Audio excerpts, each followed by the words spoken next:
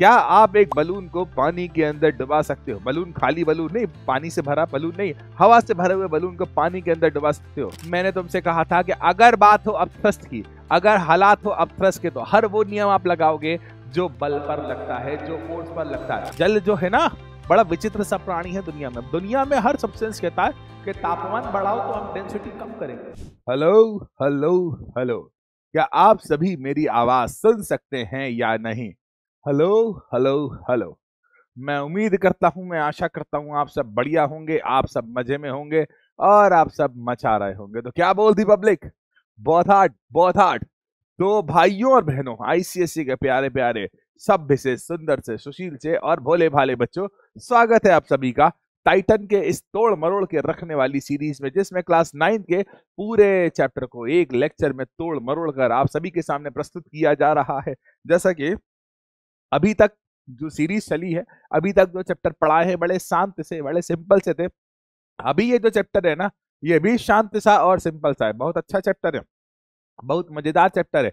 आपको अच्छी तरह से पढ़ना है ये चैप्टर, और बहुत छोटा चैप्टर है। इस चैप्टर में बहुत ज्यादा, बहुत बड़े टॉपिक नहीं है। इसमें कुछ बेसिक्स के बारे में दिया गया, अपथ्रस्ट के बारे में पढ़ेंगे हम, आर्किमिडीज प्रिंसिपल के बारे में पढ़ेंगे, और तैरने का नियम क्या होता है इनके बारे में पढ़ेंगे। ठीक है, तो मचाने वाले हैं इस चैप्टर के अंदर, मजा आने वाला है। इजी सा चैप्टर है, कोई बहुत ज्यादा टफ सी बातें नहीं है। तो आप ये मत सोचना कि बहुत बड़ा रॉकेट साइंस छुपा हुआ है। रॉकेट साइंस तो है, कहीं ना कहीं रॉकेट साइंस आपके सामने आ जाता है। ठीक है, तो भाइयों और बहनों, मैं आकाश श्रवण आप सभी का एक बार फिर से स्वागत करता हूं टाइटन के इस प्यारे से प्यारे से प्यारे से प्यारे से प्यारे से प्यारे से लेक्चर में, जहां पर हम मचाएंगे मचाएंगे, जिसको नहीं आता उसे भी बताएंगे और जिसको समझ नहीं आता उसे भी समझाएंगे। तो भैया याद रखना, पिछले 2 लेक्चर, 3 लेक्चर, 4 लेक्चर चैप्टर्स डल चुके हैं, तो इंतजार किस बात का है? पुराने लेक्चर का रिवीजन, पुराने लेक्चर को देखिए, रिवीजन करिए भैया, अच्छी तरह से देखिए। 0 बैकलॉग की पॉलिसी रखिए हमेशा से ही। आप वैसे भी काफी बच्चे रेडियंट के हो सकते हैं और काफी बच्चे बिना रेडियंट के भी हो, मतलब जो रेडियंट के ना हो। तो बच्चों, आप सभी के लिए आज हम कुछ नई नई बातें लेकर आए हैं। ठीक है, आज हम बड़ा प्यारा नियम पढ़ेंगे, फ्लूइड क्या होता है, मजा आएगा। ठीक है, देखो आज हम क्या क्या कवर करने वाले हैं। वैसे तो आपके सामने लिखा हुआ है कि हम अब थ्रस्ट को पढ़ने वाले हैं। ठीक है, हम आर्किमिडीज अंकल के लॉ को पढ़ने वाले हैं। ठीक है, आर्किमिडीज अंकल के लॉ को पढ़ने वाले हैं, अब थ्रस्ट को पढ़ने वाले हैं, और फ्लोटेशन के बारे में पढ़ने वाले हैं। ठीक है, प्रिंसिपल ऑफ फ्लोटेशन के बारे में हम पढ़ने वाले हैं। देखो भैया, याद रखना है ना, याद रखना, जो याद रखेगा वही याद रख पाएगा। मतलब मैं जो कहना चाह रहा हूँ, तो मेरी भावना को समझिए। चैप्टर बहुत बड़ा नहीं है, 50 मिनट से लेकर 1 आवर में मैं इसे खत्म कर दूंगा, है ना। 50 मिनट से लेकर 1 आवर में इसे खत्म कर दूंगा। मैं रिवीजन को कम टाइम का इसलिए रखता हूँ बेटा, क्योंकि रिवीजन है ये आपके लिए, 1 शॉट रिवीजन है बेटा। ठीक है, और बहुत अच्छा, बहुत शानदार, बहुत अच्छा चैप्टर है। ठीक है, जो हमें प्रैक्टिकल लाइफ के कई एग्जांपल्स को जोड़कर पढ़ने की प्रेरणा देता है। 1 सेकंड का समय देना बेटा, मैंने आपके लिए एक्स्ट्रा स्लाइड तो लगाई नहीं है, बीच में अगर मुझे कहीं जरूरत पड़ गई तो फिर क्या करूंगा। ठीक है, ओके, अब देखिए कितने सिंपल तरीके से हम पहले तो स्लाइड लगा लें। ठीक है भैया, आज हम क्या पढ़ने वाले हैं? ठीक है, मैं हिंदी में लिख दूं, हिंदी में बोलोगे सर क्या लिखा है? हिंदी में नहीं लिख रहा। ठीक है, हम पढ़ेंगे बायोएनर्जी के बारे में। ठीक है, उसके बाद आर्किमिडीज प्रिंसिपल, है ना, आर्किमिडीज चाचा का लॉ, उसके बाद लॉ ऑफ फ्लोटेशन के बारे में, और कुछ बातें डेंसिटी के बारे में, है ना। इन सारी बातों को हम पढ़ेंगे। देखो, थ्योरी है, थ्योरी है, थ्योरी है, एक कहानी है, एक स्टोरी है। इस स्टोरी को आपको सुनना पड़ेगा। आर्किमिडीज कौन थे, आर्किमिडीज कहाँ से आए, आर्किमिडीज ने, मतलब देखो उस टाइम मैं तो था नहीं है, ये मत बोलना कि सर अब आर्किमिडीज के बड़े भाई हो। नहीं भाई साहब, हम आर्किमिडीज के टाइम पर तो थे नहीं, हमें तो पता नहीं है, हमें तो कहानी सुनाई गई है। वही कहानी हम आप सभी के सामने प्रस्तुत करेंगे, वही कहानी हम आप सभी के सामने पेश करेंगे, मतलब जो हमने पढ़ी है, जो हमने बताई है। ठीक है, अब देखो, इस टॉपिक को पढ़ने से पहले आपको पता होना चाहिए कि व्हाट इज फ्लूइड। ठीक है भैया, आपको इस टॉपिक को पढ़ने से पहले आपको पता होना चाहिए कि फ्लूइड क्या होते हैं बेटा। ठीक है, हर वो चीज, हर वो चीज जो फ्लो कर सकती है, याद रखना, हर वो चीज वो जो फ्लो कर सकती है उसे कहा जाता है फ्लूइड। मैं फिर से रिपीट कर रहा हूं अपने बयान को, अपने शब्दों को, कि हर वो चीज जो फ्लो कर सकती है वो कहलाती है फ्लूइड, जिसमें बहने की प्रवृत्ति पाई जाती है, जो फ्लो करने की एबिलिटी रखता है। उदाहरण के लिए आपके जीवन में, आपने भैया पहले तो केमिस्ट्री वाली टीचर ने, या फिजिक्स वाली टीचर ने, बायो वाली टीचर ने, या किसी भी सब्जेक्ट टीचर ने आपको पढ़ाया होगा कि बेटा मैटर ऑफ स्टेट्स 3 टाइप की होती है। सॉलिड, लिक्विड एंड गैस, आपको यही पढ़ाया होगा कि मेट्रो सेट कितने टाइप की होती है, 3 टाइप की होती है, सॉलिड, लिक्विड एंड गैस। लेकिन आपको एक बात बताऊं, सॉलिड फ्लो नहीं कर सकता। मतलब आप अगर ये पेन को देखो तो इट इज अ सॉलिड, मेरे हैंड के इस कंगन को देखो, कंगन नहीं कड़ी को देखो, तो ये भी सॉलिड है, ये फ्लो नहीं कर सकता। फ्लो क्या कर सकता है भाई साहब, फ्लो कर सकता है लिक्विड, है ना, लिक्विड बह सकता है, बहने का गुण पाया जाता है। और दूसरा गैस। तो लिक्विड और गैस जो होता है ये फ्लूइड होता है।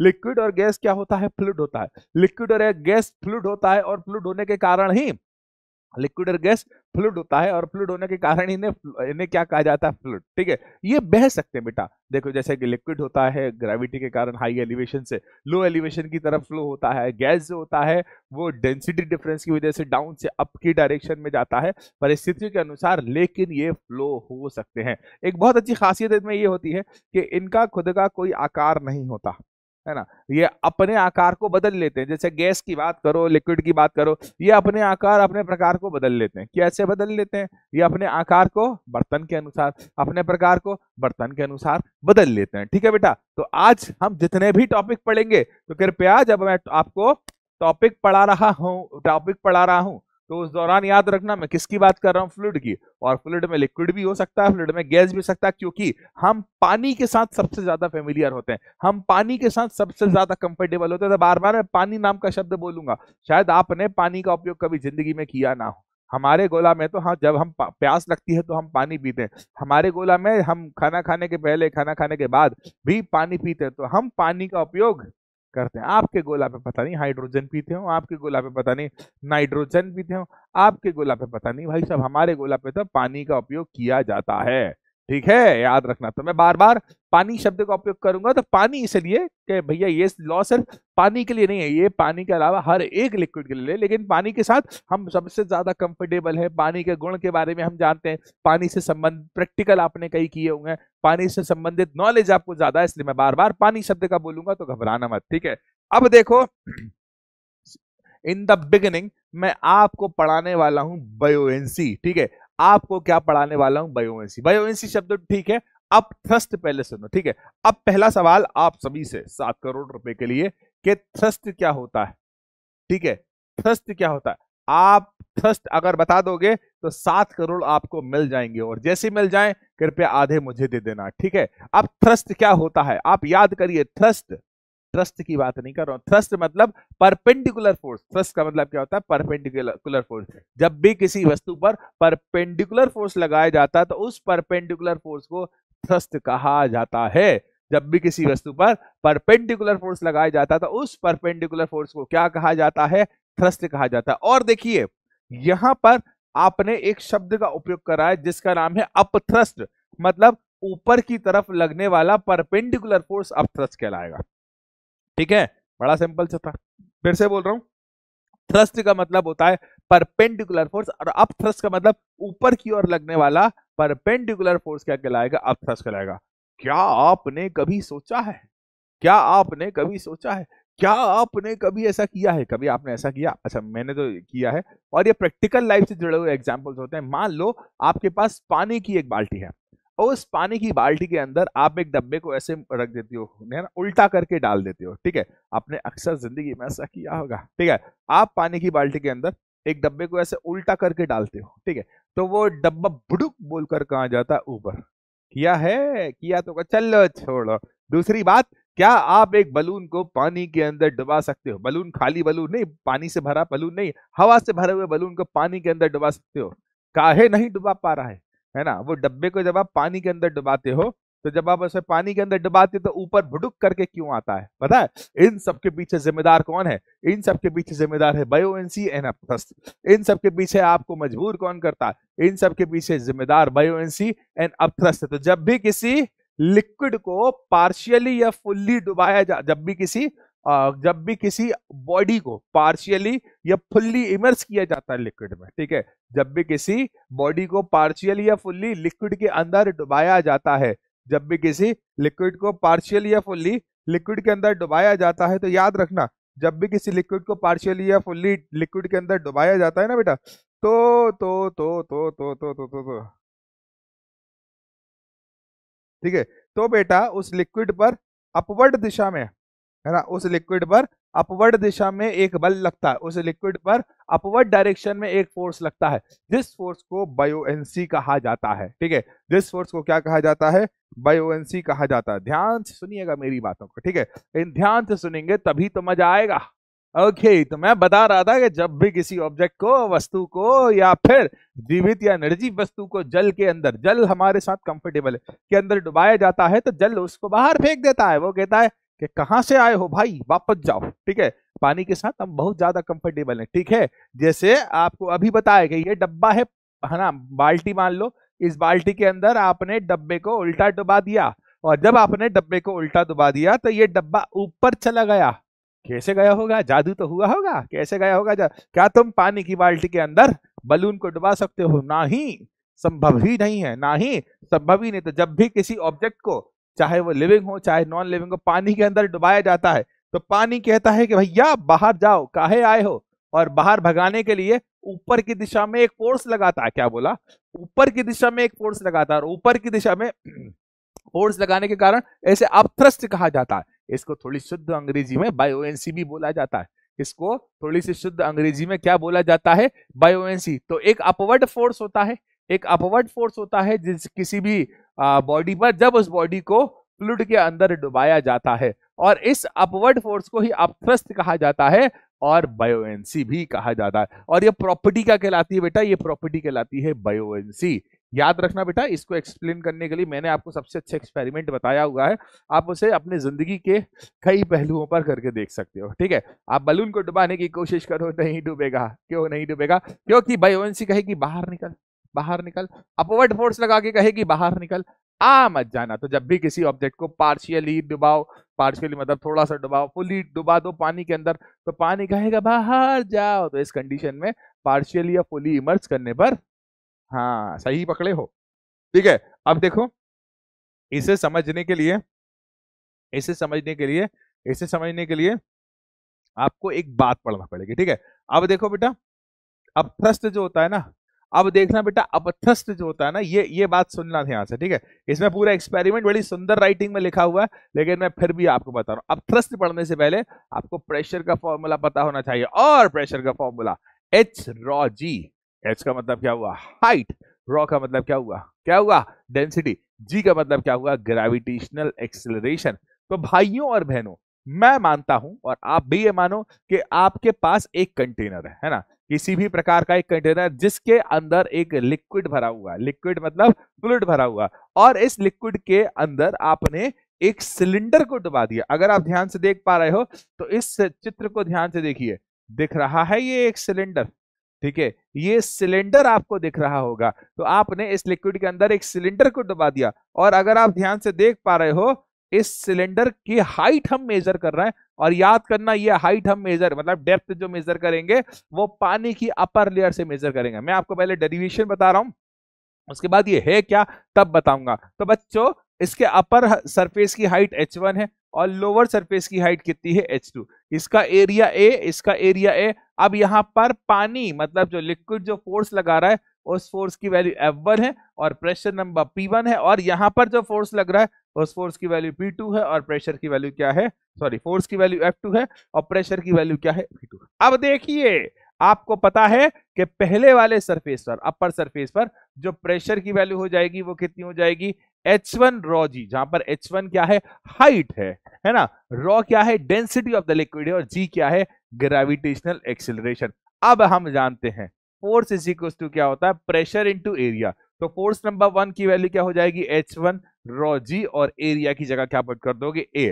ठीक है, सिमिलरली आप लोअर सरफेस पर किसकी वैल्यू निकालोगे? प्रेशर की वैल्यू क्या हो जाएगी? H2 raw G। ठीक है, और अगर आप फोर्स की वैल्यू निकालोगे तो क्या हो जाएगी?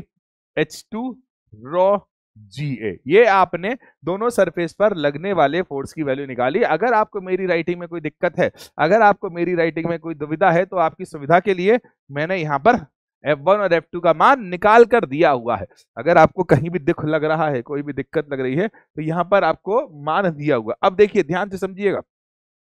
अब भाइयों और बहनों, F2 और F1 को देखिए ध्यान से। ठीक है, F2 और F1 को देखिए।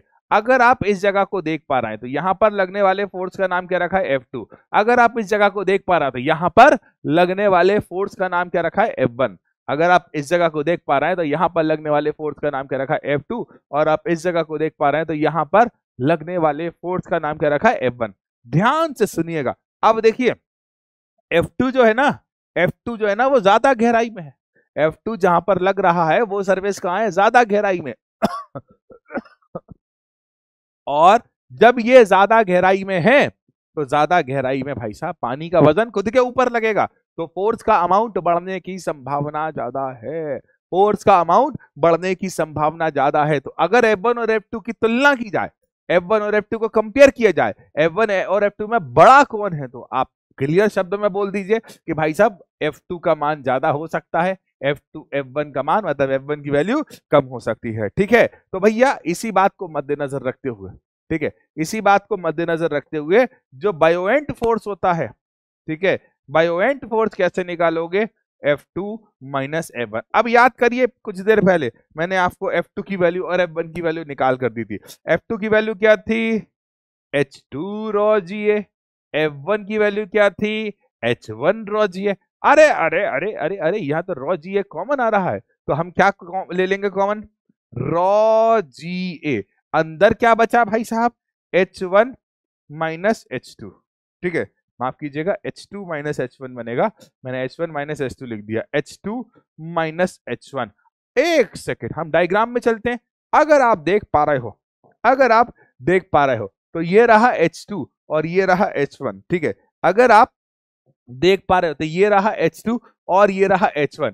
तो H2 में से H1 को माइनस करेंगे तो इतना बचेगा, H2 में से H1 को माइनस करेंगे तो इतना बचेगा। यही तो मैं आपको बताना चाह रहा हूं कि H2 में से H1 को माइनस करोगे, ठीक है, H2 में से H1 को माइनस करोगे तो रो GA और क्या बचेगा, H। ठीक है, अब देखो एरिया इंटू हाइट, ये क्या हो गया, वॉल्यूम।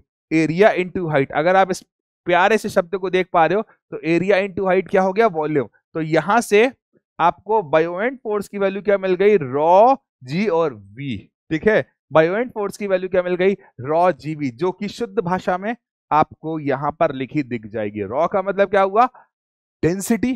ठीक है, वी का मतलब क्या हुआ, वॉल्यूम, और जी का मतलब क्या हुआ, ग्रेविटेशन एक्सेलरेशन। एक बहुत अच्छा क्वेश्चन है, इस क्वेश्चन का आंसर आपको चैट्स में देना है। क्वेश्चन ये है कि हमने ये जो वॉल्यूम निकाली है, ये वॉल्यूम सिलेंडर की निकाली है या फिर हमने पानी की निकाली है। ठीक है, आपके सामने लिखा हुआ आंसर, आप इसका आंसर कृपया कर कमेंट में दीजिएगा कि हमने जो वॉल्यूम का मान निकाला है, वॉल्यूम की वैल्यू निकाली है, वो वॉल्यूम की वैल्यू, वॉल्यूम का मान किसके लिए निकाला है। इस सवाल का जवाब आपको चैट्स में देना है। ठीक है, अब देखिए अभी तो हमने बायोएंट फोर्स की वैल्यू निकाली है, अब देखिए हम निकालेंगे बेटा किसकी वैल्यू, इस पूरे को थोड़ा सा एक्सप्लेन करेंगे। देखो बेटा, V का मतलब क्या हुआ, वॉल्यूम, रॉ का मतलब क्या हुआ, डेंसिटी, और G का मतलब क्या हुआ, एक्सेलरेशन।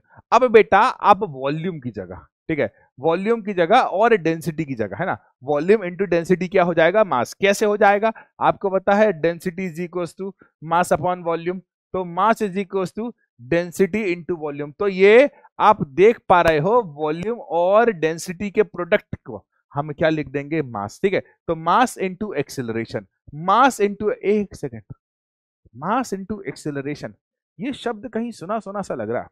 एक अंकल थे जिनका नाम था न्यूटन। ठीक है, एक अंकल थे जिनका नाम था न्यूटन, एक अंकल थे जिनका नाम था न्यूटन। उन्होंने ही बताया था कि मास इंटू एक्सेलरेशन, मास इंटू एक्सेलरेशन भैया ये किसके बराबर हो जाएगा, वेट ऑफ लिक्विड के बराबर। Mass into acceleration basically weight होता है। ठीक है, और ये वेट किसके बराबर हो जाएगा, जितना वेट आपने जब सिलेंडर को डुबाया तो सिलेंडर ने जितना वेट हटाया। ठीक है, याद रखना। अब देखिए तो यहां से हमको अपथ्रस्ट की वैल्यू मिल जाती है, और अपथ्रस्ट की वैल्यू किसके बराबर होती है, जितना लिक्विड आपने जो सिलेंडर डुबाया है वो हटाएगा उसके बराबर। ठीक है, ये हटाएगा कैसे लिक्विड को, है ना, जगह कैसे बदलेगा, अपनी जगह कैसे लेगा। कल्पना करिए आपके पास एक बाल्टी भरा हुआ पानी है। ठीक है, एक बाल्टी भरा हुआ पानी है, आप उस बाल्टी में भरे हुए पानी के अंदर एक कोई भी ऑब्जेक्ट डुबा देते हो, मतलब उसके अंदर इमर्ज कर देते हो, तो भैया आपको पता है पानी के अंदर जाने के बाद वो पानी की जगह ले लेगा। ठीक है, अब वो पानी की जगह लेगा मतलब पानी अपनी जगह छोड़कर जाएगा, पता है, जितना बायोएंट फोर्स होगा ना वो बराबर होगा जितना वेट पानी अपनी जगह छोड़कर जाएगा उसके बराबर। यही बात मैं आपको बताना चाहता था। आर्किमिडीज भाई साहब का हम नियम पढ़ेंगे ना, आर्किमिडीज भाई साहब के नियम में ये बात बार बार दोहराई जाएगी। आर्किमिडीज भाई साहब के नियम में ये बात बार बार बताई जाएगी। आर्किमिडीज भाई साहब के नियम में ये बात बार बार समझाई जाएगी। याद रखिएगा इन बातों को, ये बातें।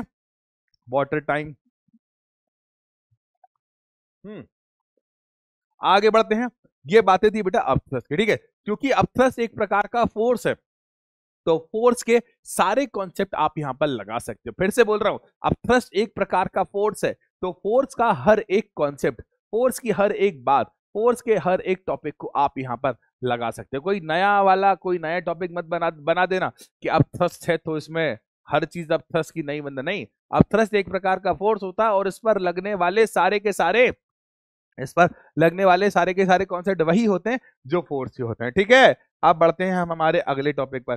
भैया हमें पता चला अपथ्रस्ट को इंपैक्ट करने वाले फोर फैक्टर क्या क्या होते हैं। पहला वॉल्यूम ऑफ द बॉडी, है ना, वॉल्यूम ऑफ द बॉडी, ठीक है। दूसरा क्या होता है, डेंसिटी ऑफ द लिक्विड, ठीक है, जिस पर बॉडी समझ। अब देखिए आपने कुछ देर पहले पढ़ा फॉर्मूला, है ना, buoyant force is equal to rho g v. मैं यहां पर डबल से लिख देता हूं, है ना। फोर्स ऑफ बायोएंट मतलब सबसे पहले क्या लिखा आपने, रॉ, है ना, फिर वी और फिर जी, ठीक है। रॉ वी जी, रॉ का मतलब क्या हुआ, रॉ का मतलब क्या हुआ, रॉ का मतलब क्या हुआ, वही तो तुम बताना है ना। रॉ का मतलब हुआ डेंसिटी। तो बेटा बायोएंट फोर्स डायरेक्टली किस पर डिपेंड कर रहा है, डेंसिटी पर।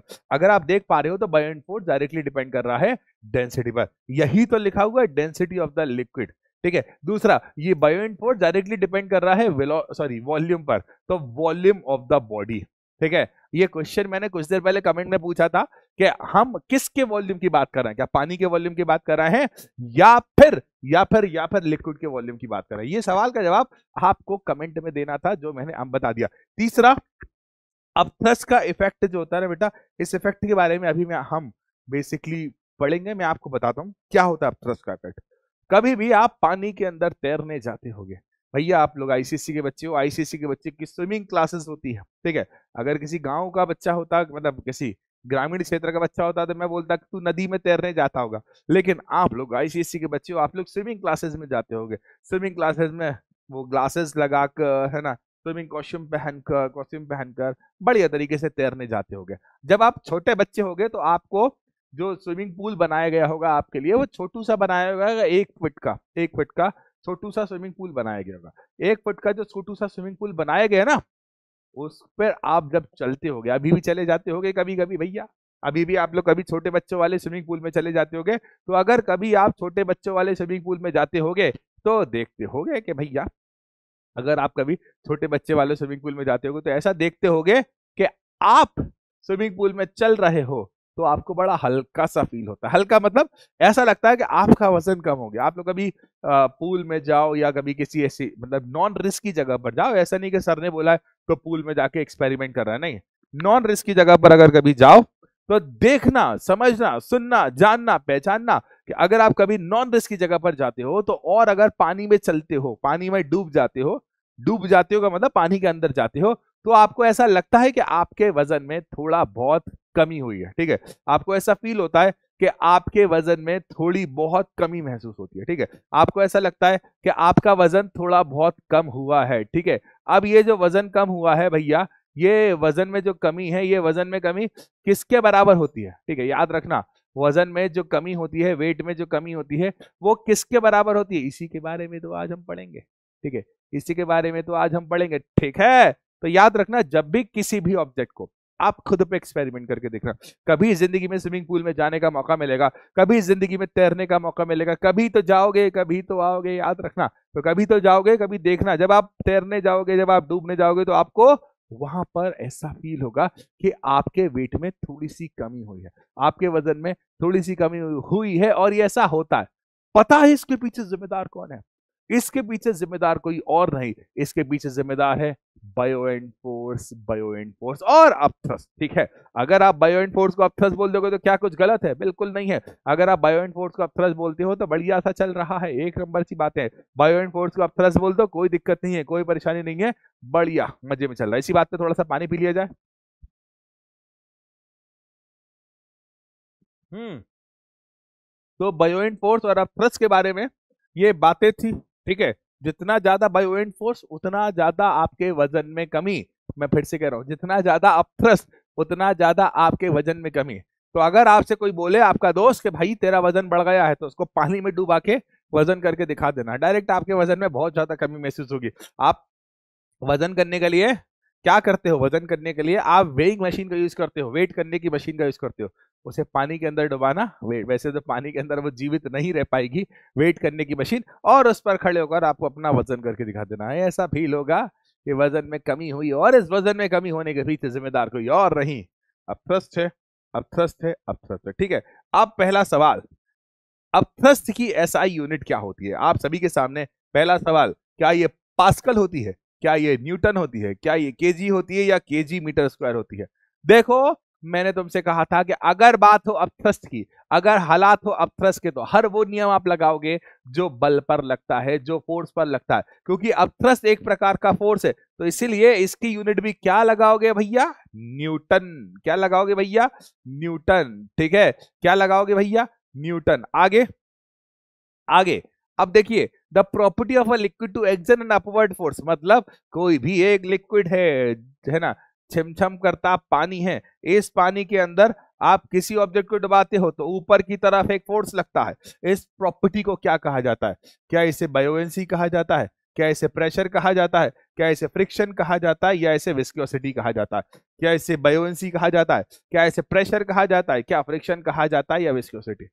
वैसे तो इसका आंसर मैं बता चुका हूं, लेकिन मैं आपको फिर से बता देता हूं, इट इज कॉल्ड बायोएंसी, और इस फोर्स को बायोएंट फोर्स या अपथ्रस्ट भी कहा जाता है, ठीक है। याद रखना, इस प्रॉपर्टी को बायोएंसी कहा जाता है और इस फोर्स को अपथ्रस्ट या बायोएंट फोर्स भी कहा जाता है, ठीक है। आगे बढ़ते हैं अगले टॉपिक की, अगले क्वेश्चन की तरफ, ठीक है। ओके, अगर एक खाली कैन को पानी के अंदर डुबा दिया गया, मैं फिर से कह रहा हूं, अगर किसी भी खाली कैन को पानी के अंदर डुबा दिया गया, तो उस खाली कैन पर क्या डाउनवर्ड फोर्स लगेगा, क्या अपवर्ड फोर्स लगेगा, क्या easy to push the can into the water, या फिर बोथ ए एंड सी? भाई साहब, खाली कैन मतलब खाली डब्बे को आपने पानी के अंदर डुबाने का प्रयत्न किया, तो उस पानी के अंदर डुबाने वाले डब्बे पर क्या डाउनवर्ड फोर्स, क्या अपवर्ड फोर्स, या इजी टू पुश, है ना, easy to push and easily it can into the water, या बोथ ए एंड सी, ठीक है। तो भाइयों और बहनों, अपवर्ड फोर्स ही लगेगा ना। क्यों लगेगा? क्योंकि अपवर्ड फोर्स, अपथ्रस्ट, किसी भी चीज को पानी में डुबाते हो, पानी कहता है निकल बाहर जा, पहली फुर्सत में निकल, तो भैया एक अपवर्ड फोर्स लगाता है, जिसे बोला जाता है ऑप्शन नंबर बी। ओके, अब आप सभी के लिए आज की क्लास का ये क्वेश्चन है, और इसका उत्तर कृपया कमेंट में दें, ठीक है। मैं हिंदी में भी लिख कर जाऊंगा कि कृपया ध्यान दीजिए, इस क्वेश्चन का उत्तर कृपया कमेंट में दीजिए, ठीक है। कृपया ध्यान दीजिए और इस क्वेश्चन का आंसर कृपया कमेंट में दीजिएगा, क्योंकि क्योंकि क्योंकि क्योंकि दिक्कत कुछ ऐसी है, परेशानी कुछ ऐसी है, जिस दिक्कत और परेशानी को तुम्हें सॉल्व करना है, ठीक है। आगे बढ़ते हैं भैया, ठीक है। अब भाई साहब, एक बड़ा प्यारा नियम है, ठीक है, जिस नियम का नाम है आर्किमिडीज। मैंने इनकी एक कहानी सुनी हुई है, मैंने क्लास में भी एक कहानी सुनाई थी, उस कहानी को 10 मिनट तक आपको सुनना पड़ेगा। भाई साहब, आपने बचपन में राजा मंत्री चोर सिपाही खेला होगा, हमने तो बहुत खेला है। राजा मंत्री चोर सिपाही, हम लोग 4 पर्चियां बनाते थे, है ना, ऐसे 4 पर्ची बनाकर ऐसे डाल देते थे, जिसकी पर्ची राजा वाली आ जाए तो ही एक्ट लाइक अ राजा, जिसकी पर्ची मंत्री वाली आ जाए तो ही एक्ट लाइक अ मंत्री। चोर तो चोर होता ही, ठीक है। सर अब ये मत कहना कि सर हमारा भी दिल किसी ने चुरा लिया है, या फिर सिपाही, सिपाही यस सर, सलाम साहब यस सर, वही वाला, ठीक है। तो भाइयों और बहनों, कभी भी कोई राजा होता है, जैसे हमारे देश का भी राजा हुआ करता था पहले, है ना, अभी भी कई देशों में राजा वाली प्रथा चलती है, कई देशों में आज भी राजा है। तो राजा मंत्री चोर सिपाही की बातें मैं आपको बता रहा हूं। अगर किसी देश का कोई राजा है, अगर किसी देश का कोई किंग है ना, अगर किसी देश का कोई राजा है, तो वो अपने सलाह के लिए, अपनी एडवाइस के लिए कमेटी रखता है, एडवाइजरी कमेटी रखता है, जिसमें वो कुछ भी दिक्कत होती है, उदाहरण के लिए भाई साहब, मेरे पास, मैं मान लो राजा हूं, 2 मिनट के लिए मान लो राजा हूं, मेरे पास आया अरिजीत सिंह अपनी प्रॉब्लम लेकर। अरिजीत सिंह बोलता है कि मुझसे अलाप नहीं लग रहा। अब भाई साहब, राजा जी को तो अलाप का मतलब ही नहीं पता, तो राजा जी किसको बुलाएंगे? अपने, है ना, अपने मंत्री जी को, जो गाने के लिए उन्होंने चुने। हे मंत्री जरा अरिजीत का आलाप नहीं लग रहा सही करवा, है ना। अब राजा जी से बोलेगा अरिजीत का आलाप, राजा जी को खुद नहीं आता। मतलब भाई साहब, अब राजा जी से किसी ने कोई अपना बिजनेस प्लानिंग लेकर आया राजा जी के पास कि राजा जी I want to open a shop, ठीक है, जिसमें मैं बेचूंगा, क्या बेचूंगा, कुंदरू, है ना, कुंदरू खाने की सब्जी होती है। अब राजा जी को कुंदरू के बारे में पता नहीं है, तो राजा जी अपने मंत्री को बुलाएंगे, इधर आ सब्जी मंत्री, सब्जी मंत्री कुंदरू के बारे में दूध से बता, अच्छे समझ, ठीक है। अब भैया, तो ऐसा होता था कि हर एक राजा अपने मंत्रियों को बनाता था, अभी भी ऐसा होता है। इस स्कीम को आज भी लागू किया गया है। मंत्रियों को क्यों बुलाया जाता, ताकि समय समय पर उनसे एडवाइस ली जाए। अब पुराने टाइम में राजा इतने बिजी होते थे कि उनके पास टाइम, आज पुराने जमाने में कोई ईमेल थोड़ी होता था, व्हाट्सएप थोड़ी होता था, है ना, पुराने जमाने में कॉल थोड़ी करते थे, पुराने जमाने में संदेश भेजते थे, आज पहुंचता था अगले साल और आता था उसके एक साल बाद, तो संदेश आने में उनका जीवन बीत गया, है ना। अब क्या हुआ, ऐसे ही एक किसी देश के राजा थे, उन राजा ने विज्ञान की खोज करने के लिए, साइंस की डिस्कवरी करने के लिए अपने, मतलब अपना जो राजमहल है, उस राजमहल में एक व्यक्ति को रखा हुआ था जिसका काम सिर्फ और सिर्फ विज्ञान की खोज करना होगा, ठीक है। जैसे अगर मैं राजा बन जाऊं तो शायद तुम्हें रख लूं विज्ञान की खोज करने के लिए, ठीक है, कोशिश करो मैं राजा बना। तो उन्होंने एक भाई साहब को रखा था, जो भाई साहब काफी सीनियर थे, काफी बुजुर्ग थे, है ना, काफी सीनियर थे, काफी बुजुर्ग थे, है ना, जिनका नाम था आर्किमिडीज। ये राजा के एडवाइजरी कमेटी में थे, जो समय समय पर राजा जी को भाई साहब एडवाइस दिया करते थे। अब देखो, मैं आपको फिर से कह रहा हूँ कि इस कहानी का कोई प्रमाण नहीं है, ये कहानी सिर्फ मैंने कईयों के मुंह से सुनी है और कईयों के मुंह से कही है, और मैं थोड़े से पढ़ाने में मसाला डालने के लिए ये कहानी को सुना रहा हूँ। तो क्या हुआ, अब राजा जी के जो आर्किमिडीज अंकल थे, बढ़िया जिंदगी जीते थे। उनके पास सिर्फ तीन ही काम थे, है ना। पहले, एक तो खूब सारा खाना, भाई साहब राजा जी के यहाँ काम करते तो खाना तो मन भर के, पेट भर के मिलेगा ही, ठीक है। खूब सारा सोना, ठीक है, राजा जी के मंत्री जी को खाना तो मिलेगा ही। अब उनसे कोई कुछ बोल नहीं सकता, काहे नहीं बोल सकता, नहीं तो वो कह देंगे जाइए आपका सर कलम करवाया जाता है, इसलिए उनसे कोई कुछ बोल नहीं सकता, ठीक है, नहीं तो वो सर कलम कराने की सजा दे देंगे। तीसरा, उसके बाद नहाना, ठीक है। आपको पता है, आर्किमिडीज भाई साहब ने, आर्किमिडीज अंकल ने अगर ये लॉ दिया है तो नहाते में दिया है। आप लोग हंस रहे होंगे लेकिन सच है। आर्किमिडीज अंकल ने, आर्किमिडीज चाचा ने, मैं चाचा इसलिए बोल रहा हूँ, अंकल इसलिए बोल रहा हूँ क्योंकि वो, उनके बाल दो चार ही थे, ठीक है, सर पर दो चार ही बाल थे, साइड साइड के बाल थे, और उनकी यह बड़ी दाढ़ी थी, पुराने जमाने के रॉक स्टार थे वो, ठीक है। तो भाई साहब उनके बाल थोड़े से कम थे, लेकिन दाढ़ी ये बड़ी थी, इसलिए वो अंकल हुए ना हमारे, इसलिए वो चाचा हुए ना हमारे, काफी बड़े थे, तो इसी कारण से मैं आर्किमिडीज अंकल को चाचा कह रहा हूँ। तो आर्किमिडीज अंकल ने नहाते नहाते ये लॉ दिया था। ये मैं सोचना कि वो साबुन लगा रहे थे, साथ में एक्सपेरिमेंट करते जा रहे थे, नहीं, मतलब लिखते जा रहे थे, पढ़ते जा रहे थे, नहीं, हुआ ये था कि बढ़िया, है ना, हमारे आर्किमिडीज अंकल का मन करा कि चलो आज नहाते हैं। ऐसे तो तुम लोगों का मन भी कभी कभी कर जाता होगा कि चलो आज नहाते हैं, तो आर्किमिडीज अंकल का मन करा कि चलो आज नहाते हैं। तो वो गए भागते भागते भागते भागते भागते भागते, क्योंकि अमीर थे, आर्किमिडीज अंकल अमीर थे, राजा जी के यहाँ रहते हैं वो, तो राजा जी को मिलने वाली सारी सुविधाएं उन्हें मिलती थी, तो आर्किमिडीज अंकल अमीर थे, वो भागते भागते भागते भागते भागते भागते गए और जाकर जंप लगा दी सीधी, कहां पर, बाथ टब के ऊपर, ठीक है। अब बाथ टब के ऊपर उन्होंने, मतलब बाथ टब में पानी भरा था, ये मैं सोचना कि सर खाली में लगा दी, और ये भी मैं सोचना कि खाली में लगा देते तो ये टॉपिक नहीं पढ़ना पड़ता, ठीक है। तो भैया भागते भागते भागते भागते भागते गए और लगा दी छलांग, काहे के ऊपर, पानी के ऊपर, ठीक है। कहाँ छलांग लगा दी, पानी के ऊपर।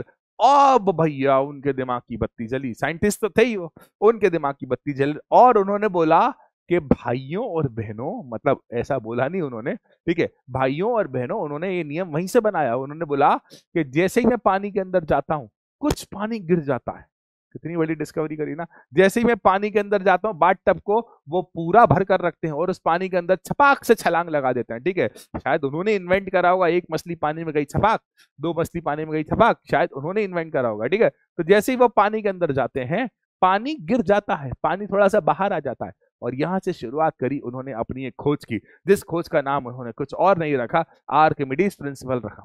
अब राजा जी जो थे, मतलब राजा जी के एडवाइजर थे आर्किमिडीज, राजा जी बोलते हैं कि यार बहुत हो गया, ये आर्किमिडीज बहुत दिन से दिखा काहे नहीं है, कहाँ आर्किमिडीज, जाओ सेनापति आर्किमिडीज को बुला कर लाओ। अंग्रेजी में बोला होगा उन्होंने, ठीक है, अंग्रेजी में बोला होगा। अब सेनापति गए, राजा जी के सेनापति गए किसको बुलाने के लिए? आर्किमिडीज भाई साहब को बुलाने के लिए गए। तो आर्किमिडीज भाई साहब मस्त गाना गाते हुए नहा रहे थे, नीले गगन के तले धरती पे प्यार पल्ले। तो भैया गाना गाते हुए नहा रहे थे, अचानक से, है ना, कौन आ गया? अचानक से कौन आ गया? अचानक से सेनापति आ गए। अरे आर्किमिडीज, आपको हमारे राजा जी ने बुलाया है। तो आर्किमिडीज को बुलाया। अब आर्किमिडीज भाई साहब ने कहा कि अब क्या करूं मैं, अब तो मैं फंस गया, अब तो मुझे जाना पड़ेगा। तो आर्किमिडीज चिल्लाते यूरेका, उनकी लैंग्वेज में, यूरेका यूरेका, चमत्कार चमत्कार, नहाते नहाते ही चिल्लाते हैं वो, चमत्कार चमत्कार चमत्कार यूरेका। सेनापति सोचते अरे भाई साहब ये तो बहुत बिजी है, ये तो बहुत ज्यादा बिजी है, ठीक है। कि वो कहते हैं कि चलो राजा जी ने बुलाया। वो कहते हैं हाँ हाँ हाँ मैं राजा जी के लिए खोज करो। राजा जी के लिए पास जाते हैं और राजा जी के पास जाकर कहते हैं अरे राजा जी मैं बहुत बड़ी खोज कर रहा था बाथटब के अंदर बैठकर। और राजा जी से कहते हैं, राजा जी कहते हैं बता क्या खोज कर रहा था, पहले मुझे बता क्या कर। अरे राजा जी आपके सर पर ये मुकुट है ना। राजा जी सर मुकुट की तरफ देखते हैं, कहते हैं हाँ है। अरे ये नकली है। बोलते हैं कि आपके सर के ऊपर जो मुकुट है ना वो नकली है। राजा जी कहते हैं बेटा अगर असली हुआ ना तो याद रखना क्या करूंगा मैं तेरा, ठीक है। तो वो कहते हैं कि आपके सर के ऊपर जो मुकुट लगा हुआ है ना वो नकली है। कैसे? अब देखो उन्होंने लॉ क्या दिया भाई साहब। आर्किमिडीज भाई साहब का लॉ आपको आपके जहन में मैं पहले ही बता चुका हूं। अब देखिए, अब आर्किमिडीज भाई साहब कहते हैं कि जब भी किसी वस्तु को, चाहे लिविंग थिंग हो नॉन लिविंग थिंग हो वॉट एवर कैसी भी वस्तु हो, अगर आप किसी भी वस्तु को, किसी भी ऑब्जेक्ट को जल के अंदर, अरे मेरा पेन कहाँ गया, हाँ, किसी भी वस्तु को आप पानी के अंदर, पानी के साथ हम कंफर्टेबल हैं और ये लॉ हर एक फ्लूइड के लिए लगता है।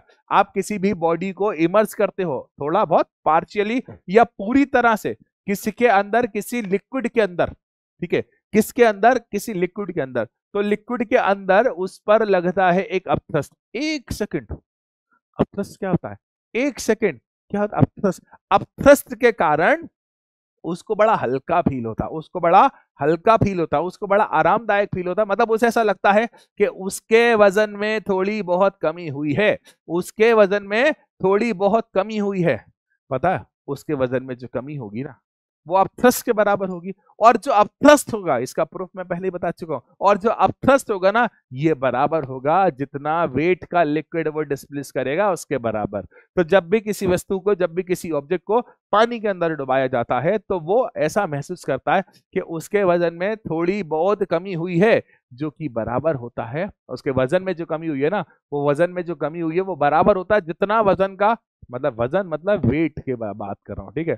वेट हिंदी में एग्जाम में आए तो वजन मत लिखाना, ठीक है, आपके मार्क्स का वेटेज कम हो जाएगा, वेट ही लिख कर आना, ठीक है। तो वेट जो है, जितना लिक्विड का वेट वो डिस्प्लेस करेगा उस लिक्विड के वेट के बराबर क्या होगे, उसके वेट में थोड़ी बहुत कमी का एहसास होगा। ठीक है, क्लियर है? कोई दिक्कत, कोई परेशानी तो नहीं होगी वैसे, ठीक है। ये लॉ बहुत इंपॉर्टेंट है बेटा, मैंने आपको पूरी कहानी बताई है इससे संबंधित, मैंने आपको पूरी कहानी समझाई है मैंने इससे संबंधित, ठीक है। अब देखिए बेटा, यहां पर हम अगला टॉपिक पढ़ेंगे, अगला टॉपिक पढ़ेंगे बेटा डेंसिटी, ठीक है। पहले तो डेंसिटी के बारे में याद रखना, मास पर यूनिट वॉल्यूम। मैं आपको काफी किताब में, काफी बुक्स में डेंसिटी को रॉ से रिप्रेजेंट करा है, काफी बुक में डेंसिटी को डी से भी रिप्रेजेंट करा है। तो आपकी पुस्तिका में, आपकी किताब में जिस तरह से इसे रिप्रेजेंट करा हो आप उस तरह से इसका उपयोग कर सकते हो। मैं फिर से कह रहा हूं कि काफी बुक्स में इसे डी से, भाई साहब अभी कम हो जाएगा,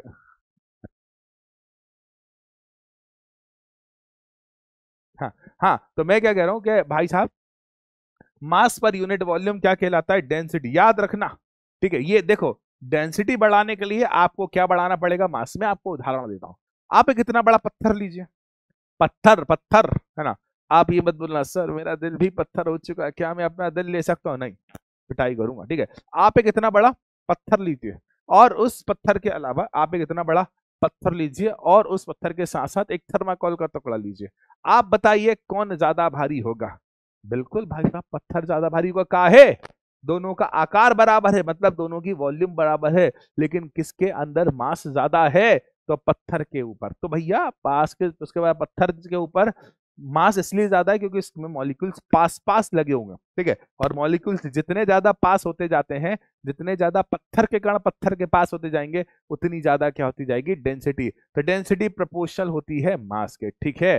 अब आप एक इतना बड़ा पत्थर लीजिए, ठीक है, अब आप एक इतना बड़ा पत्थर लीजिए और बहुत बड़ा एक, है ना, बहुत बड़ा एक कागज का टुकड़ा लीजिए, क्या दोनों का वजन बराबर होगा? नहीं।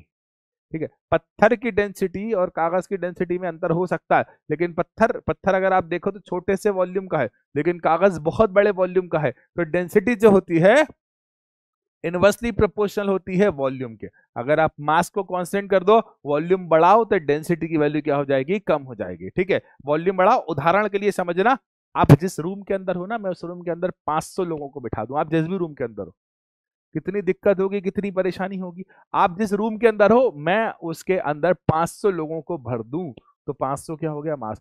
अब मैं उसी रूम के अंदर 500 लोगों को जिन्हें भरा था ना, उन्हें निकालकर किसी एक बड़े से ग्राउंड में छोड़कर आ जाता हूं, कोई दिक्कत होगी? नहीं दिक्कत होगी। तो मास तो भाई 500 लोगों का रहा, लेकिन मैंने वॉल्यूम यहां पर बढ़ा दी, तो वॉल्यूम बढ़ा दी तो डेंसिटी क्या हो गई? कम हो गई। तो डेंसिटी प्रोपोर्शनल होती है मास के, एंड डेंसिटी इनवर्सली प्रोपोर्शनल होती है वॉल्यूम के। ठीक है, अब देखिए, अब जानिए, इसकी जो यूनिट होती है बहुत इंपॉर्टेंट है। इसकी यूनिट होती है बेटा मास की केजी, वॉल्यूम की मीटर क्यूब। ठीक है, तो आपको डेंसिटी की unit KG per meter cube उपयोग करना है। ठीक है, अब देखो बेटा, ये बात मत कहना कि सर आपने गलत पढ़ाया है, हमारी किताब में तो डेंसिटी को डी से रिप्रेजेंट करा है। कर सकता है ना, आपकी किताब के मालिक का जो मर्जी होगी वो कर सकता है।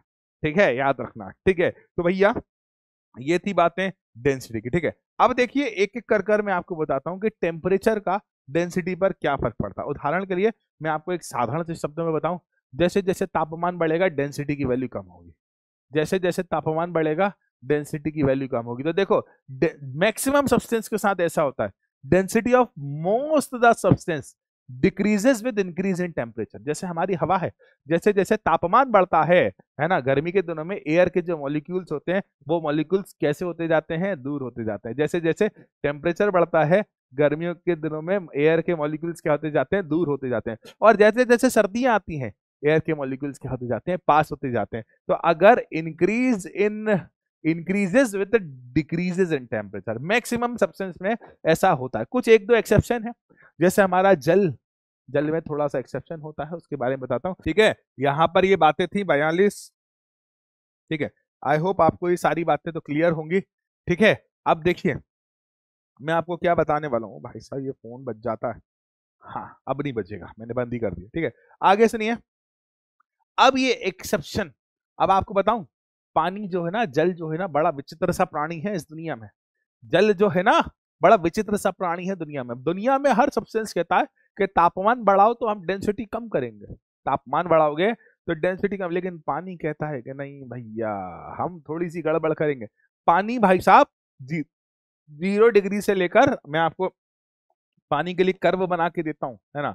अगर आप यहाँ पर डेंसिटी लोगे तो उसकी 0 डिग्री पर डेंसिटी ये होगी, फिर ये डेंसिटी 4 डिग्री सेल्सियस पर, ठीक है, 4 डिग्री सेल्सियस पर मैक्सिमम हो जाएगी और फिर जाकर कम होगी। ठीक है, तो याद रखना पानी भाई साहब थोड़ा सा डिफरेंट, इसका एनामोलस नेमोलस बिहेवियर वो बोला जाता है। ठीक है, बड़ी खतरनाक से इंग्लिश होती है। ठीक है, बड़ी खतरनाक से इंग्लिश होती है। जब पानी को 4 डिग्री सेल्सियस पर रखा जाता है तो ये इसकी डेंसिटी को मैक्सिमम बताया जाता है। और देखो जब 4 डिग्री सेल्सियस से कम रखा जाता है तो इसकी डेंसिटी क्या होती है? कम होती है। तो याद रखना डेंसिटी ऑफ वाटर जो होती है 4 डिग्री सेल्सियस पर मैक्सिमम होती है, और इसकी value 1000 KG per meter cube होती है, या फिर 1 ग्राम पर सेंटीमीटर क्यूब भी होती है। इन बातों को याद रखना। पानी के साथ ऐसा होता है, बेसिकली दुनिया में हर एक सब्सटेंस गर्म करने पर एक्सपांड होता है ना, लेकिन पानी को 0 डिग्री से लेकर 4 डिग्री तक आप लाते हो तो वो एक्सपांड नहीं होता, वो कम करता है। वो अपने अपने आप को क्या करता है? कम करता है। एक्सपांड नहीं होता, वो अपने वॉल्यूम को क्या करता है? कम करता है। ठीक है,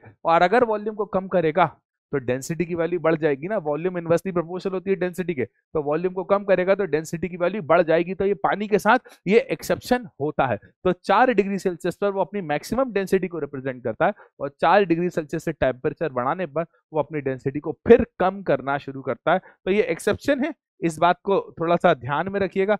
आगे बढ़ते हैं भैया, रिलेटिव डेंसिटी, क्योंकि पानी का बिहेवियर बड़ा विचित्र सा होता है। मैं आपको फिर से बताता हूं, पानी का बिहेवियर बड़ा विचित्र सा होता है, तो क्यों ना इस विचित्र से बिहेवियर का फायदा उठाया जाए। है ना।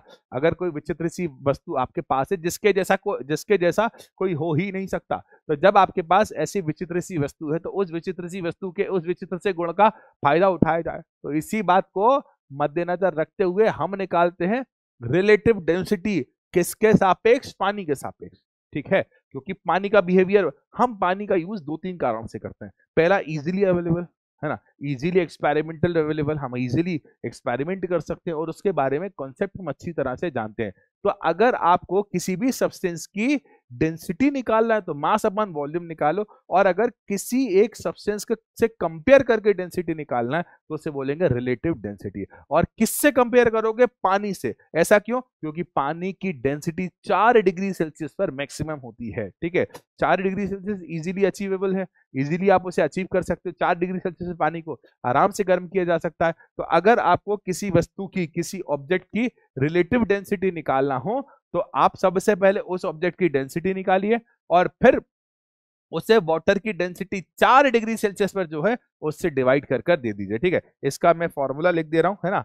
तो बेटा याद रखना, आर डी रिलेटिव डेंसिटी, ये देखो डेंसिटी ऑफ सब्सटेंस अपॉन में डेंसिटी ऑफ वाटर। ठीक है, हो सकता है आपकी किताब में ऐसा फॉर्मूला दिया हो, raw of substance and raw of water, density of substance and density of water, हो सकता है आपकी किताब में ऐसा दिया हो, तो घबराना नहीं। अब देखिए, क्योंकि ये डेंसिटी अपॉन डेंसिटी है, क्योंकि ये डेंसिटी अपॉन डेंसिटी है, और अगर ये डेंसिटी अपॉन डेंसिटी है, अगर ये डेंसिटी अपॉन डेंसिटी है तो क्या गड़बड़ होगी, याद करो। अगर ये डेंसिटी अपॉन डेंसिटी है तो आप आंसर दीजिएगा ऑप्शन नंबर ए और ऑप्शन नंबर बी, क्या इसकी यूनिट होगी?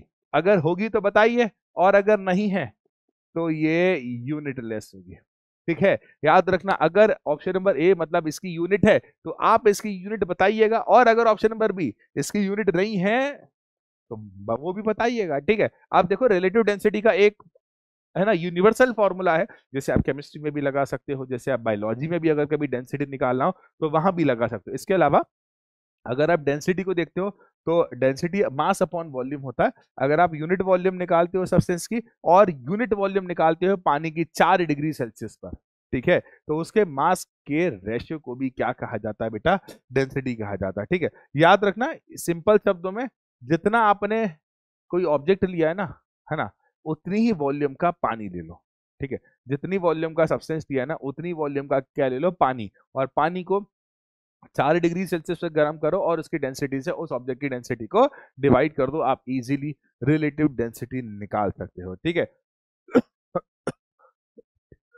अब देखो बेटा, रिलेटिव डेंसिटी को ऑल्सो डिफाइन किया जाता है रेशियो ऑफ मास सब्सटेंस, और ये बता चुका हूं। अरे यार, ये आंसर आपको मिल गया, अब ये आंसर की आप चेटिंग करके मुझे कमेंट में आंसर दे दोगे? पहले ही दे चुके होगे, पहले ही तुमको बता दिया है कि रिलेटिव डेंसिटी एक प्योर रेशो है, और जब अगर प्योर रेशो होता है तो इसकी कोई यूनिट नहीं होती। तो रिलेटिव डेंसिटी की कोई भी यूनिट नहीं होती है, याद रखो। कुछ रिलेटिव डेंसिटी से कुछ संबंधित बातें हैं, जैसे देखो, अगर आप सीजीएस सिस्टम की बात करो, सेंटीमीटर ग्राम सेकंड की बात करो, सेंटीमीटर ग्राम सेकंड क्या होता है, इसके बारे में इसी टाइटन सीरीज के लेक्चर नंबर 1 में मैंने आपको पढ़ाया कि सेंटीमीटर ग्राम सेकंड में density of water 4 degree Celsius पर 1 ग्राम पर सेंटीमीटर क्यूब होती है, 1 ग्राम पर सेंटीमीटर क्यूब होती है। तो आपको रिलेटिव डेंसिटी निकालना हो ना, तो रिलेटिव डेंसिटी ऑफ सब्सटेंस भी ग्राम पर सेंटीमीटर में निकालोगे और उसे डिवाइड कर दोगे 1 से, सिंपल सी बात है। ठीक है, तो साधारण से शब्दों में बोले तो डेंसिटी इन ग्राम पर सेंटीमीटर किसके बराबर होगी बेटा? रिलेटिव डेंसिटी के। और यही आप एसआई सिस्टम में निकालते हो। तो एसआई सिस्टम में आपको बताया है, अभी मैंने कुछ देर पहले बताया है कि 4 डिग्री सेल्सियस पर पानी की डेंसिटी मैक्सिमम होती है कितनी? 1000 kg पर मीटर क्यूब, है ना। केमिस्ट्री में भी इससे रिलेटेड काफी कॉन्सेप्ट्स होते हैं, है ना। केमिस्ट्री में भी काफी इससे रिलेटेड कॉन्सेप्ट होते हैं। 4 डिग्री सेल्सियस पर पानी को रखकर कभी कभी हम वजन भी निकाल देते हैं, मास को भी डिफाइन किया जाता है ना, 1 kg को भी डिफाइन किया जाता है।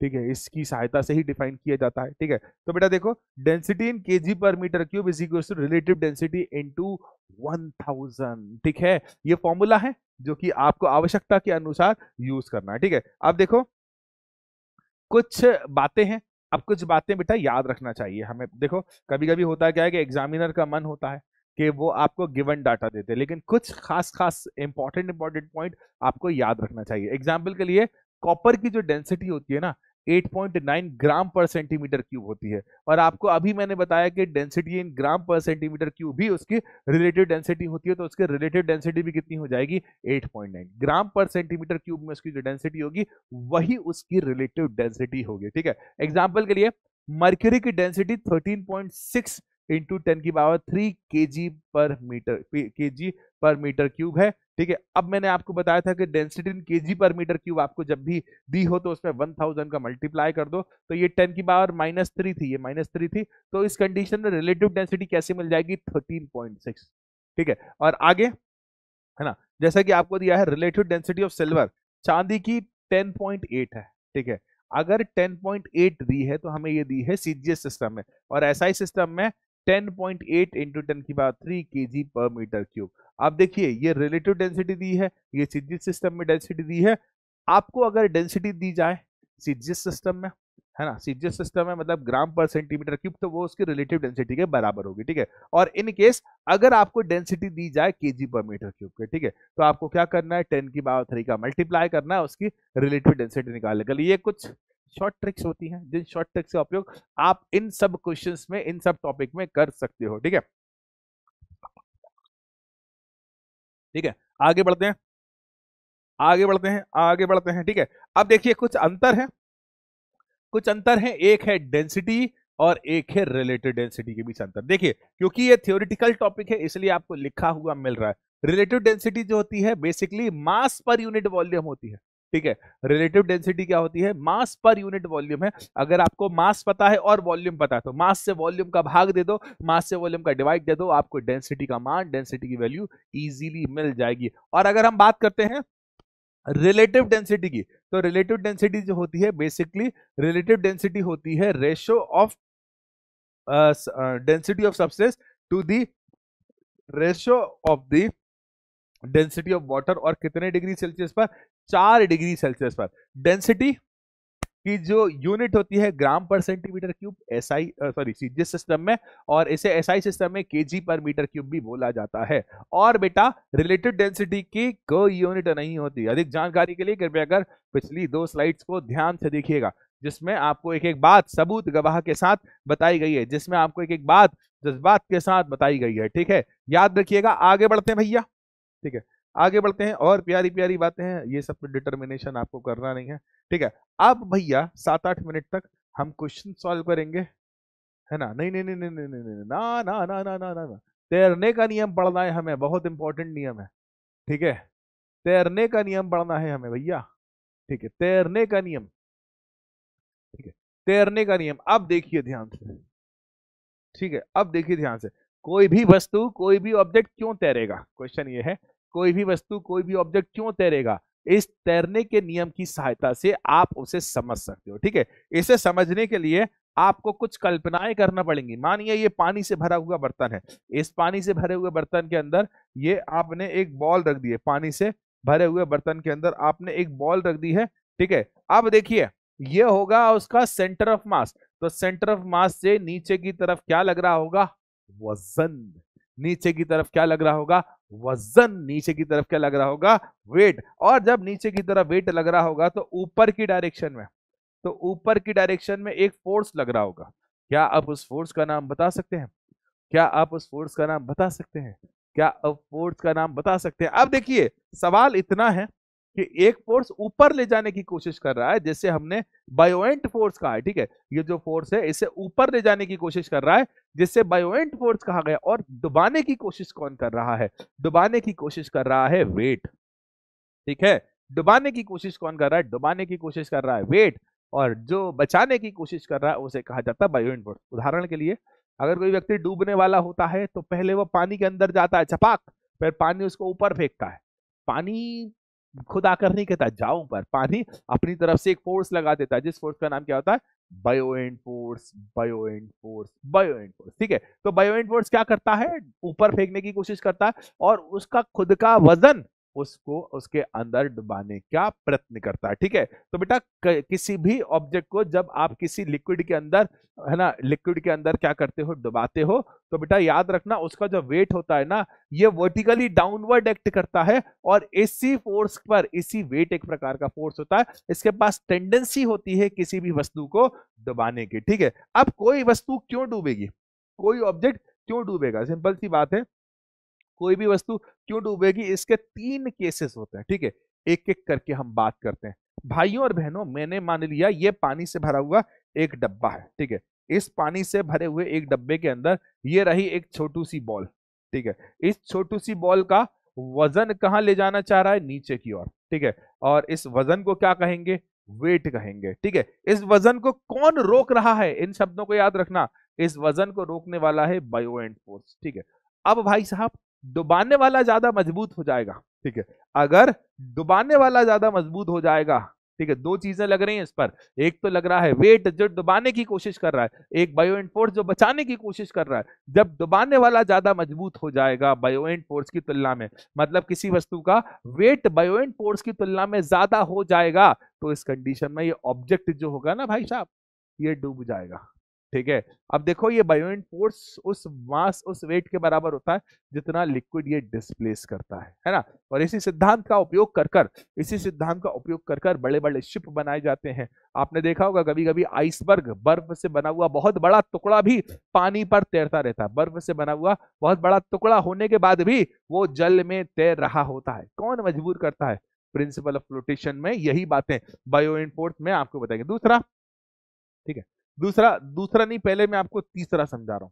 ठीक है, अब कोई भी चीज डूबती इसलिए है कि उसका वेट ज्यादा हो जाता है बायोएंट फोर्स की तुलना में, तो कोई भी चीज तैरेगी क्यों। ठीक है, मान लो ये एक डब्बा है। ठीक है, इस डब्बे पर हमने, है ना, कोशिश करी कि एक बॉल को डुबाया जाए, लेकिन ये बॉल डूब ही नहीं रही है ना, ये बॉल तो ऊपर ही पड़ी है। ठीक है, अब ये बॉल पर दो फोर्स लग रहा है, एक फोर्स इसके सेंटर के अलोंग नीचे की ओर लग रहा है जिसे कहते हैं वेट, और ऊपर की तरफ लग रहा है जिसे कहा जाता है बायोएंट फोर्स। तो इस पर वेट एंड बायोएंट फोर्स लग रहा है, वेट डुबाना चाहता है, बायोएंट फोर्स बचाना चाहता है, वेट डुबाना चाहता है और बायोएंट फोर्स बचाना चाहता है। तो अगर वेट की वैल्यू कम हो जाए और बायोएंट फोर्स की वैल्यू ज्यादा हो जाए, मतलब डुबाने वाले से ज्यादा बचाने वाला मजबूत हो जाए, बचाने वाला कौन है, बायोएंट फोर्स, और डुबाने वाला कौन है, वेट, तो डुबाने वाले से ज्यादा बचाने वाला मजबूत हो जाता है, वो उसे डूबने ही नहीं देगा। तो भाई साहब इस स्थिति में वो ऑब्जेक्ट नहीं डूबेगा। एक तीसरी बड़ी विचित्र सी स्थिति है, आप लोग आज एक एक्सपेरिमेंट करिएगा, पानी का ग्लास लीजिएगा, पानी का ग्लास मतलब जिसमें पानी डुबाते हैं, आप ये मत बोलना कि पानी का ग्लास तो बनता ही नहीं है, पानी का ग्लास लीजिएगा, बस पानी के ग्लास में, कई लोग इसे रेगुलर लाइफ में भी करते हैं, उस पानी के ग्लास के अब में पानी भरिएगा और उसमें बर्फ डालिएगा, बड़ा विचित्र सा एक्सपेरिमेंट शो होगा, बर्फ ना डूबेगा ना ऊपर आएगा, वो तो बीच में अटक गया, बर्फ तो डूबा भी नहीं, बर्फ तो ऊपर भी नहीं आया।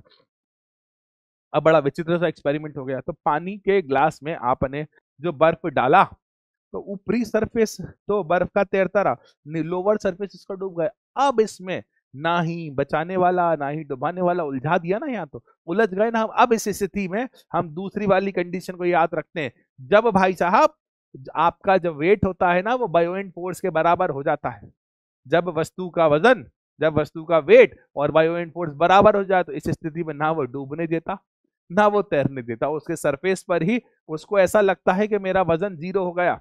ठीक है, उसके सरफेस पर ही बर्फ को लगता है, उसके सरफेस पर कि उसका वजन जीरो हो गया, और उसका वजन अगर जीरो हो गया तो इस स्थिति में ना वो डूब पाता ना वो तैर पाता, क्योंकि बायोएंट फोर्स बराबर होता है वेट के। बायोएंट फोर्स किसके बराबर होता है, वेट के। Buoyant force is equal to weight, तो इस स्थिति में ना ये डूब पाता ना ये तैर पाता। अब देखिए कुछ एग्जाम्पल्स हैं, है ना, जैसे कि आप आयरन शिप की बात करो, आप देखना एक छोटी सी कील भी पानी के अंदर डूब जाती है, छोटी सी कील भी पानी के अंदर डूब जाती है, और लेकिन इतना बड़ा जहाज जो लोहे का बनाया जाता है वो नहीं डूबता। ऐसा क्यों, ऐसा क्यों, ऐसा क्यों? क्योंकि देखो बेटा, आयरन को अगर हम पटकते हैं तो वो आराम से डूब जाती है, क्योंकि डेंसिटी आयरन की ज्यादा होती है पानी की तुलना में। तो अब आप उस कील को मार मार कर पीट पीट कर उसको शीट की फॉर्म में कन्वर्ट कर कर क्या बना दो, एक बहुत बड़ा जहाज बना दो। तो ऑन अदर वर्ड्स अगर आप उसका जहाज बना देते हो तो उसकी डेंसिटी क्या हो जाती है, कम हो जाती है, जितने लिक्विड वो हटाता है उसकी डेंसिटी की तुलना में।